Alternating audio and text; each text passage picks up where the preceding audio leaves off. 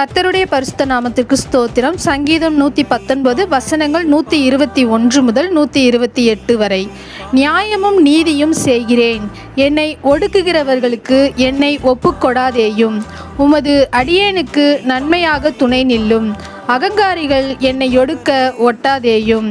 உமது இரட்சிப்புக்கும் உமது நீதியின் வார்த்தைக்கும் காத்திருக்கிறதுனால் என் கண்கள் பூத்து போகிறது. உமது அடியேனை உமது கிருபையின்படியே நடத்தி உமது பிரமாணங்களை எனக்கு போதியும்.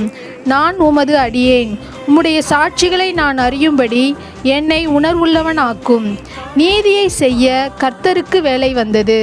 அவர்கள் உம்முடைய நியாய பிரமாணத்தை மீறினார்கள். ஆதலால் நான் பொன்னிலும் பசும் பொன்னிலும் அதிகமாய் உமது கற்பனைகளில் பிரியப்படுகிறேன். எல்லாவற்றை பற்றியும் நீர் அருளின எல்லா கட்டளைகளும் செம்மையென்று எண்ணி சகல பொய் வழிகளையும் வெறுக்கிறேன்.